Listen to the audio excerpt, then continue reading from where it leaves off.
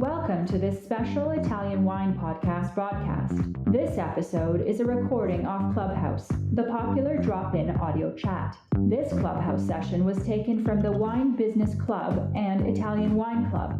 Listen in as wine lovers and experts alike engage in some great conversation on a range of topics in wine. And remember to subscribe and rate our show wherever you tune in.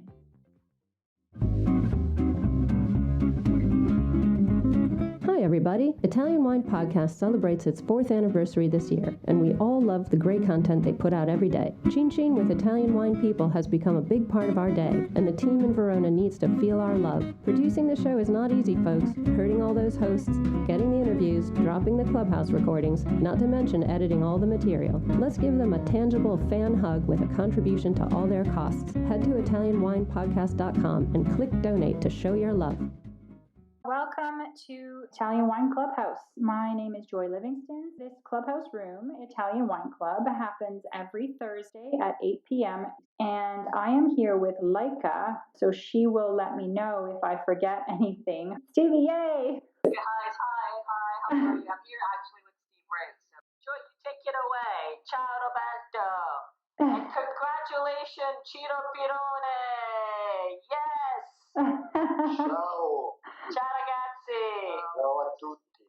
Okay, so shut up now. Joy, you take it away. All right. Listening in. All right, okay. So let me just start by saying that, the idea behind Ambassador's Corner is to give Italian wine ambassadors and wine lovers the opportunity to interview their favorite producers. And interviewees can ask producers questions to their heart's content, and then at the end of the discussion, listeners will be given a chance to ask questions and participate in the discussion.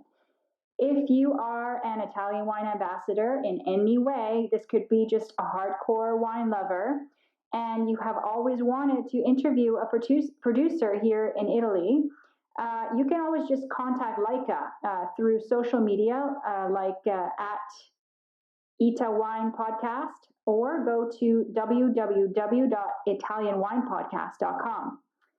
And this session is recorded, and it will be released on the Italian Wine Podcast, probably on a Thursday, in the coming Thursdays. This is to reach more listeners, especially for those who can't participate because they're in some weird place around the world, time zones. So let me briefly introduce our guest host for this evening. He is going to be, his name is Ciro Pirone, and he will be interviewing Roberto Di Meo. And I will let him go ahead and introduce Roberto when he's about to conduct his interview. But Ciro, he is the director of Italian wines for Horizon Beverage Company and a Vinitaly International Academy Italian wine ambassador. He grew up here in Italy. We're in Verona, of course, as you all possibly know. And he has worked and traveled through England, Italy, and the U.S. And he's been based in the U.S. since 1999 and completed wine studies at Boston University, International Sommelier Guild, WSET, Wine Scholar Guild, North American Sommelier Association, and I'm sure there's more, but I'm going to say welcome, Ciro. Thank you, Joy. Thank you, Stevie, Laika, and obviously Roberto for being here. Before I get going with the questions, obviously I want to introduce Roberto Di Meo.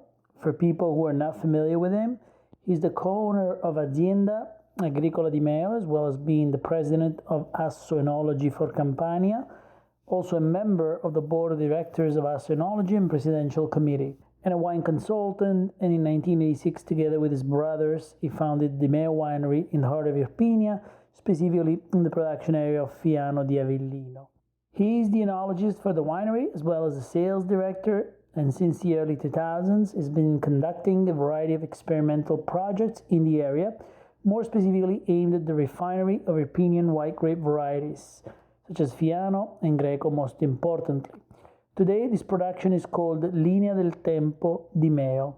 Together with his brother Generoso, for around 20 years, he's been an ambassador for the combination of art, photography, and wine in Irpinia, which is also something I've found very, very fascinating and together they've developed a sort of calendar which we'll also talk about. So Roberto, how are you? Welcome, and are you ready? Yes, Ciro, I'm ready. Thank you. Wonderful. So the first question I wanted to ask you is an introductory question so that we can all get familiarized with the region you're in. Can you please give us an introduction in your own words, this very special place, at least to me, called Irpinia, and what everybody should know about it? Okay, Ciro, I'm sorry for all because my English is a pizza and mandolino style. And, I'm sorry for this. Let's start with some numbers. About 2,000 hectares dedicated to wine produce, a little less than 250 bottling companies, 1,000 wine growers, 3 DOCG wines, which is added a large provincial DOP, for a total of about 30 certified type, and a little more than 275,000 hectoliters of wine produced.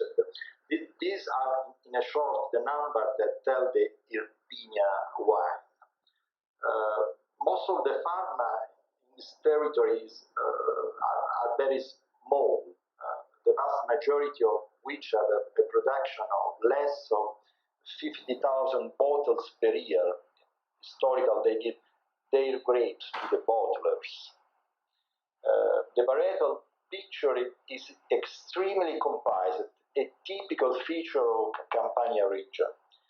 Among the red-berried grapes, Aglianico dominates, sometimes flanked by Generoso, Generoso, Sangiovese, Mantonico. This is typical of our region, with marginal space for international grapes such as Cabernet Sauvignon and Merlot.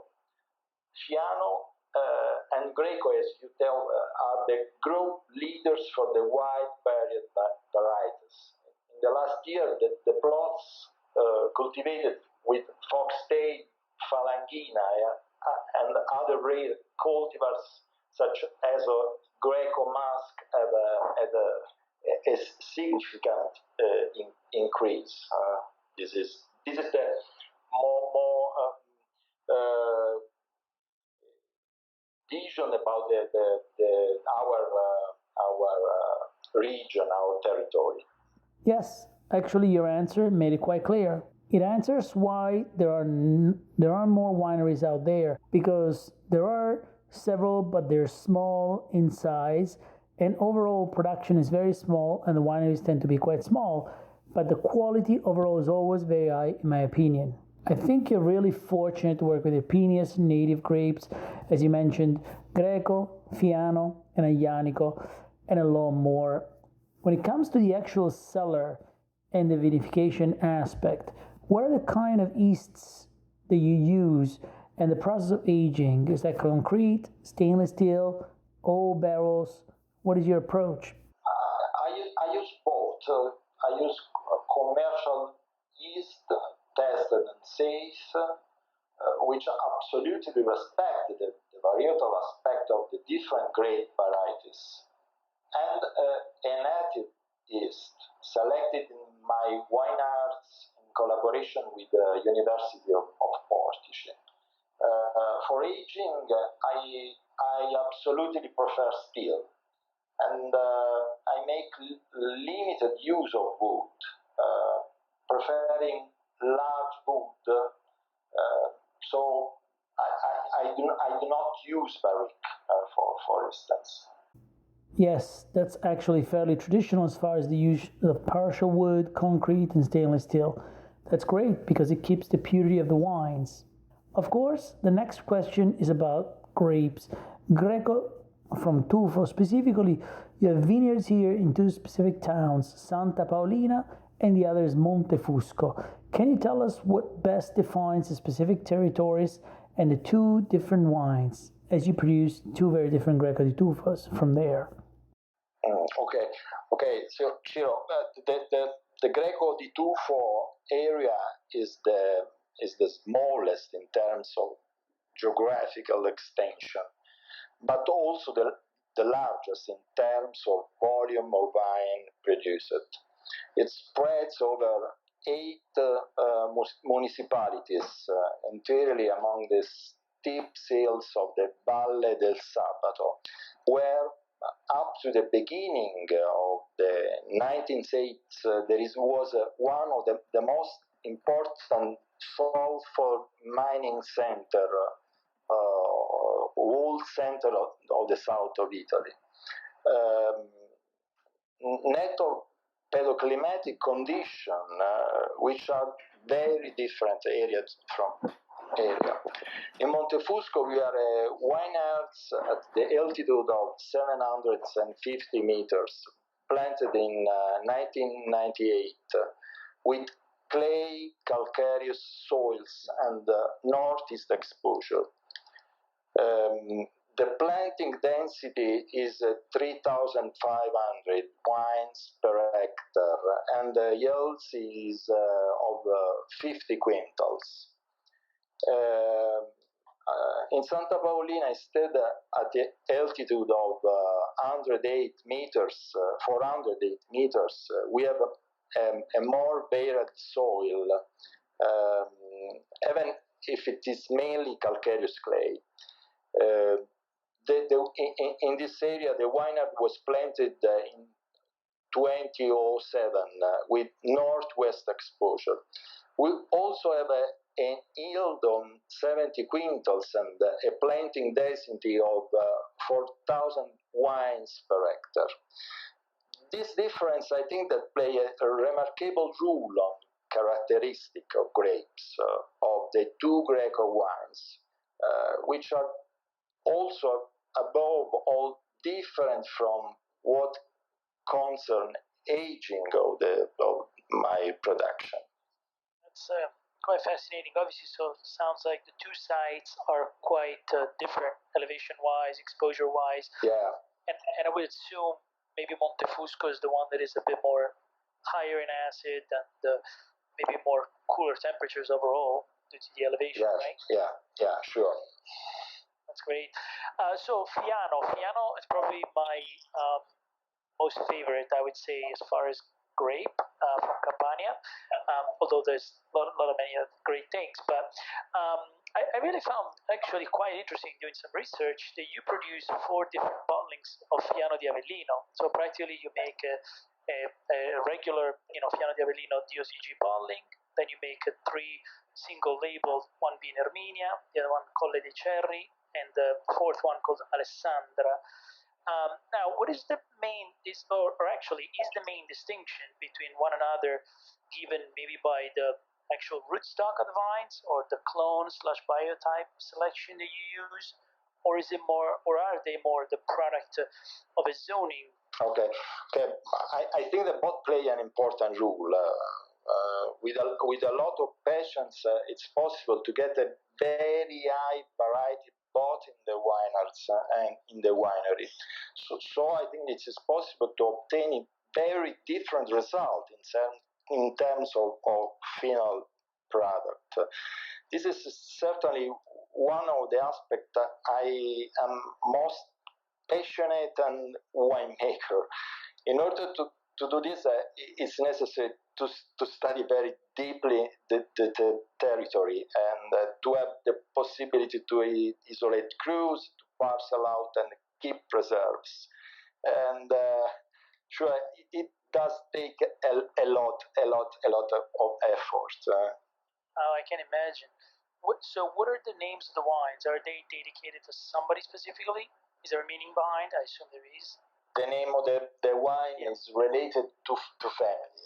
Okay, the passion is related all to the family, and the name is the name of my son, of my daughter, and my sister, and only Colle dei Cerri is a specific name related to to the typical plants of the territory.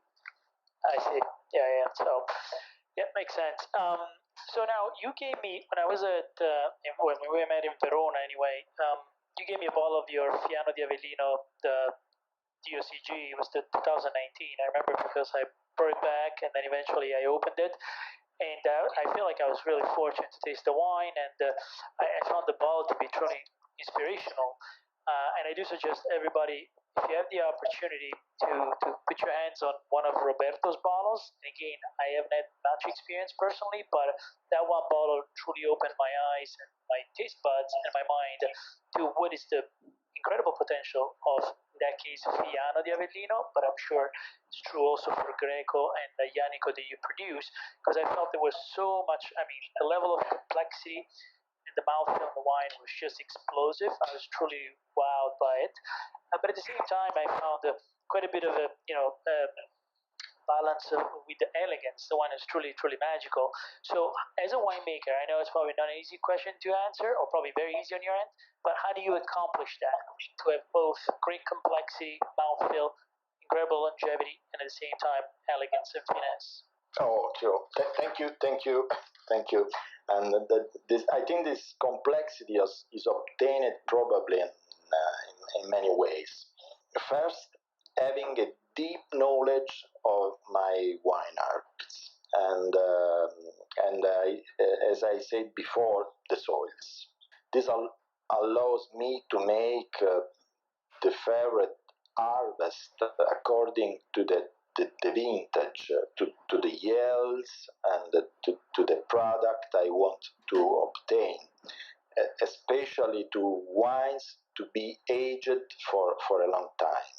I also make an ample use of the fine lees and must in order to preserve, protect, and exalt varietal aromas, thus obtaining at the same time fatness, balance, and thickness in wines.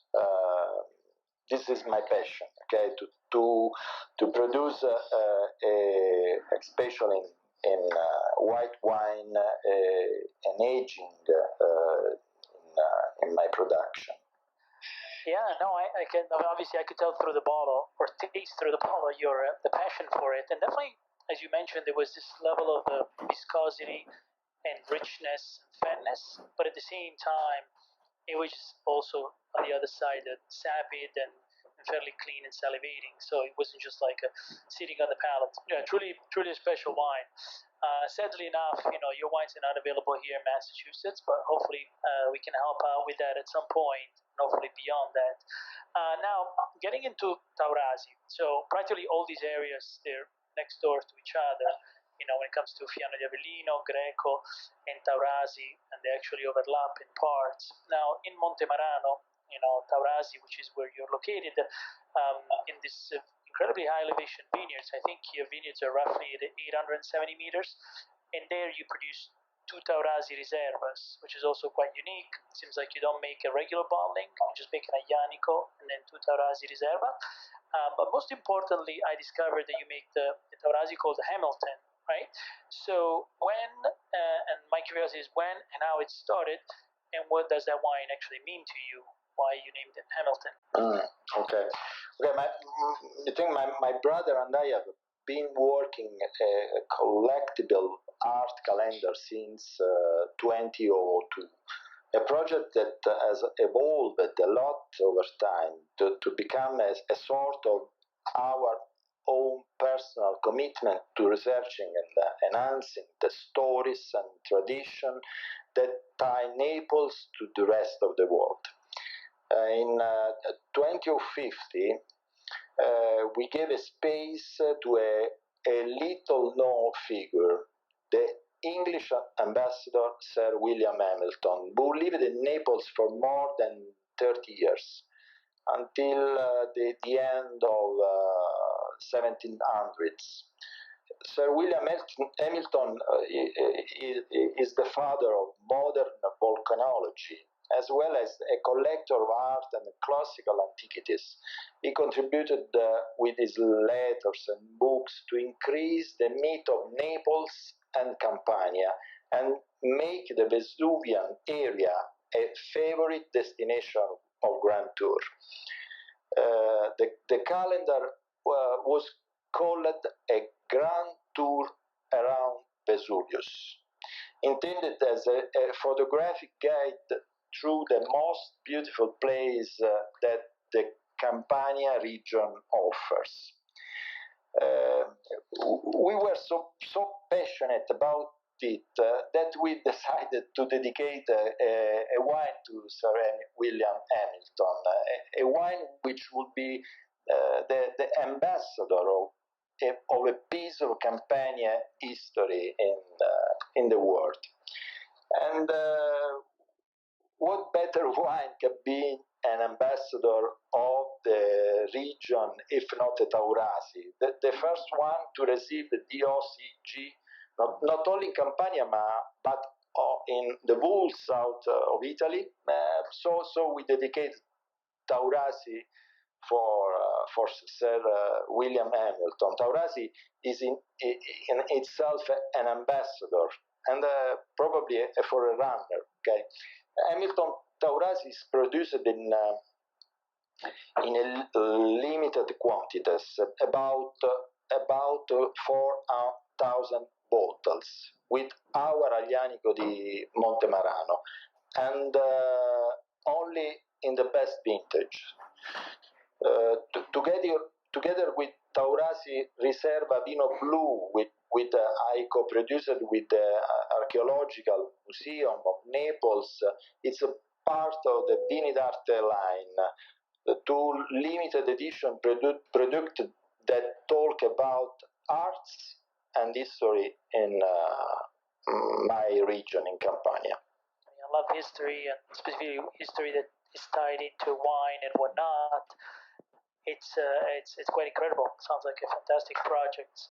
Quite amazing reading that you have been the pioneer of aging both Greco and Fiano, trying to showcase the full aging potential of these two varieties. I'm very intrigued by your collection of late releases, Greco and Fianos. Why are you holding back so long? Territory unexplored in the early 90s, which I was the first to enter, with curiosity, commitment, and even a bit of madness. Let's say it. Keeping in the cellar lots of wine needed to be aged for years required a high level of risk. But I can assure the sacrifice and it's absolutely repaid in terms of the result. Limiting Greco and Fiano for me to the classic expression of vintage wine was a real sacrilege. Believe me, I am the first probably that started this adventure. At this moment, besides Greco di Tuffo, Vittorio 2007, I have on the market 3 vintage Fiano. Alessandra 2012, aged in steel tanks of fine lees. Colle dei Cervi 2007, which ferments and ages for 1 year wood and then age for 10 years in steel tanks. And finally, Fiano di Avellino, Erminia, the prototype and the highest limit of my research on Fiano. Fiano di Avellino, Erminia, it's a wine aged in steel tanks and then in the bottle for many years, produced in a limited numbers of bottles. That currently on market there is the 2003 vintage, a wine dedicated not only in the name to my sister Erminia. So a more personal question I had. I wanted to know where you studied enology. Maybe because after so much passion I heard from your voice, I might go and sign up for that. But outside of that, who was really an inspirational figure? Oh, thanks. This is more interesting question. My enological education was initially done very close to home. That is at the Enological Institute of Avellino, a real scientific center of reference in those years. I grew up in a family of agriculture, construction, transportation, and breeding. We already have vineyards in Montemarano and Salza Irpina. And since I was a child, I had a strong interest towards this world rather than other fields managed by my family. I think that there are two inspiring figures along my path. The first one is a farmers who used to manage our wines in Montemarano. Santuccio, the name of this man is Santuccio. When we became friends, he is already an old man, whereas I was just a young boy, very intrigued and fascinated by his figure, by the way he lived in the vineyards, by the way he talked about grapes and wine. In the years to come, having perceived a sincere interest in me, with great passion, he tried to transfer all the peasant knowledge from the vineyards to the cellar, and I keep an affectionate, a real memory of it. Santuccio is a very important history for my life and for my profession. Another important figure of reference was surely Gennaro Martuscello, one of the founders of Grotta del Sole Winery, to whom is owned the merit of having given back prestige to Campania autochthonous wines, and having recovered two cornerstones of Campania traditional viticulture. When I was just a beginner, he was my teacher in the field, and beside that we had a sincere and strong friendship. I think that these two men are probably the men that give a most important inspiration in my work, my job. Your calendar has been a great work of art and culture, connecting Naples' history to other great world capitals. What city did you select for the 2021, and what ties it to Naples? The city chosen from this new edition of calendar is Turin. After delving into the ties between Naples and various European capitals since the last year, also due to the pandemic and the consequent difficult to moving, we have returned to Italy to explore the history that links Naples to the Florentine Renaissance. In calendar 2022, on the other hand, the Neapolitan city will dialogue with the Savoy capital of Risorgimento, two cities, both former capitals that have managed to change and react to loss of importance and centrality, always capable to revive different but yet in continuity with their own traditions. Thank you. All right. Thank you so much, both of you. That was awesome. So we're going to open up to the floor now if anybody has any questions. I think we've got Jacopo in line, and we've got a lot of Italian wine ambassadors here in the room as well. So please take the opportunity to ask the questions. Ciao, Lan. Hey, Laika. Ciao, Ciro. Ciao, Roberto. And I've got one question for Roberto, actually, about the wine styles. So, I don't know whether Roberto has plans to expand his territory into other regions of Italy, because like now everybody is talking about the trendy regions such as Etna.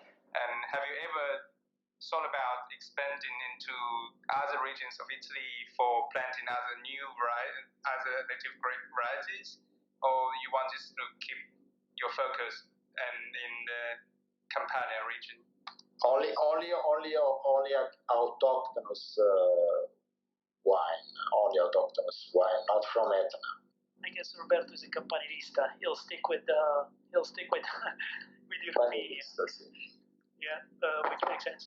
But yeah, no, I think in the case of Roberto, the question you asked, some producers do that. They migrate to other areas. Although it's mostly, I think, north and south, from what I see anyway, the commercial side. I think from south migrating to north is not so much common.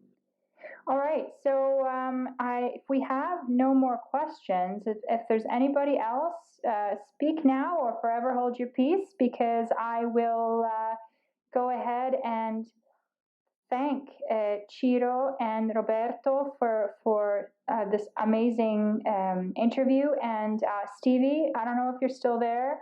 Come back. I hope everything is great over there in New York. And from Laika and I, we wish you the best. Thank you for the interview, and thank you everyone for listening. Of course, we'll be back next Thursday. Thank you, everybody. Thank you. Bye, guys. Bye.